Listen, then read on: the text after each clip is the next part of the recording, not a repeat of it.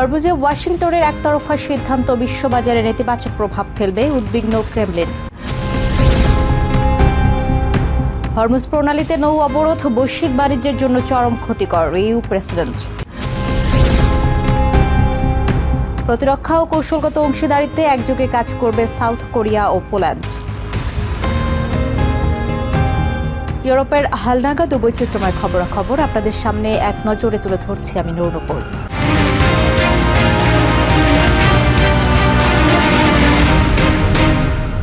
ইরানের বন্দরগুলো অবরুদ্ধ করতে হরমুজ প্রণালীতে আমেরিকার প্রেসিডেন্ট ডোনাল্ড ট্রাম্পের অবরোধ ঘোষণার তীব্র সমালোচনা করেছে রাশিয়া। সোমবার ক্রেমলিনের মুখপাত্র দিমিত্রি পেসকভ এক সংবাদ সম্মেলনে জানান, ইউএসের এমন একতরফা সিদ্ধান্তের ফলে বিশ্ববাজারে নিশ্চিতভাবেই নেতিবাচক প্রভাব পড়বে। সোমবার সকাল থেকে কার্যকর হতে যাওয়া এই অবরোধের মুখে পড়েছে ইরান, যার ফলে দেশটির বন্দরগুলো দিয়ে প্রায় প্রতিদিনের 20 লক্ষ ব্যারেল তেল সরবরাহ বন্ধ হয়ে যাওয়ার আশঙ্কা করা হচ্ছে।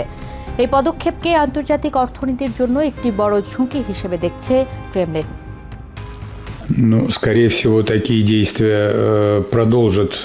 এই ধরনের পদক্ষেপগুলো আন্তর্জাতিক বাজারে চরম প্রভাব ফেলবে বলেই ধরে নেওয়া যায়। তবে অনেক বিষয় এখনো অস্পষ্ট রয়ে গেছে, তাই এখনই এই বিষয়ে কোনো বিস্তারিত বা সারগর্ভ মন্তব্য করা থেকে বিরত থাকছি।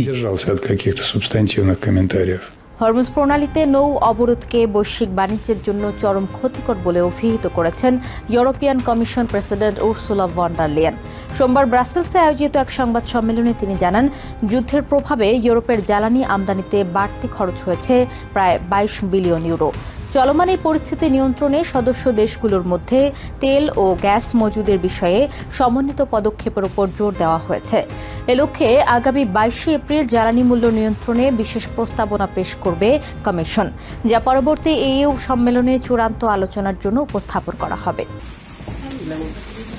হরমুজ প্রণালীতে নৌ চলাচল ব্যাহত হওয়ায় বিশ্বজুড়ে চরম অর্থনৈতিক ঝুঁকির আশঙ্কা করছে ইউরোপিয়ান ইউনিয়ন। ইরান যুদ্ধের প্রভাবে সৃষ্ট জ্বালানি সংকট মোকাবেলা এবং সদস্য দেশগুলোর মধ্যে সমন্বিত পদক্ষেপ গ্রহণের লক্ষ্যে সোমবার ব্রাসেলসে আয়োজিত হয় এই সংবাদ সম্মেলন। সেখানে উপস্থিত European Commission president Ursula von der Leyen জানান, ইরানি বন্দরগুলোতে আমেরিকার অবরোধের ঘোষণা বিশ্ব বাণিজ্যের জন্য চরম ধ্বংসাত্মক। আমরা লেবাননের জনগণের জন্য জরুরি সহায়তা পাঠাতে ইইউ এর ত্রাণ ভাণ্ডার উন্মুক্ত করছি। গত কয়েক সপ্তাহের একটি মূল শিক্ষা হল নিরাপত্তা অবিভাজ্য। লেবানন জ্বলতে থাকলে মধ্যপ্রাচ্য বা পারস্য উপসাগরীয় অঞ্চলে স্থিতিশীলতা আশা করা মুশকিল। 44 দিন আগে এই সংঘাত শুরু হওয়ার পর থেকে জীবাশ্ম জ্বালানি আমদানিতে আমাদের ব্যয় 22 বিলিয়ন ইউরোর বেশি বেড়েছে।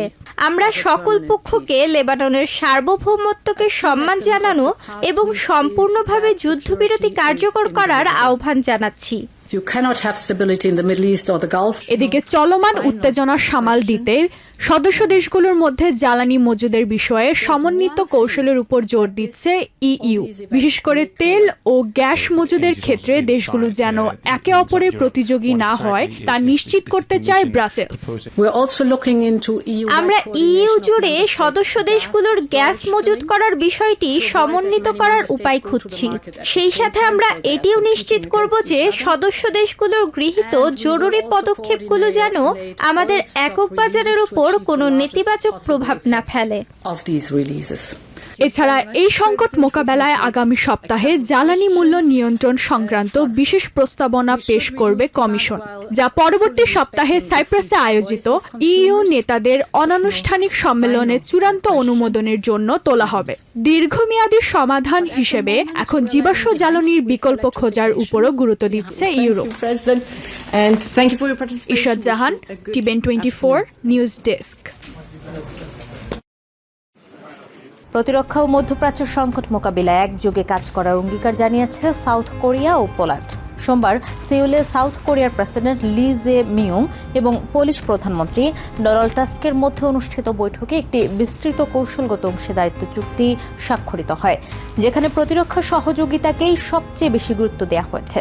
প্রেসিডেন্ট লি জানান, এই চুক্তি শুধু অস্ত্র বিক্রির মধ্যে সীমাবদ্ধ থাকবে না, বরং এর আওতায় যৌথ উৎপাদন, প্রযুক্তি হস্তান্তর এবং উন্নত প্রশিক্ষণও অন্তর্ভুক্ত থাকবে।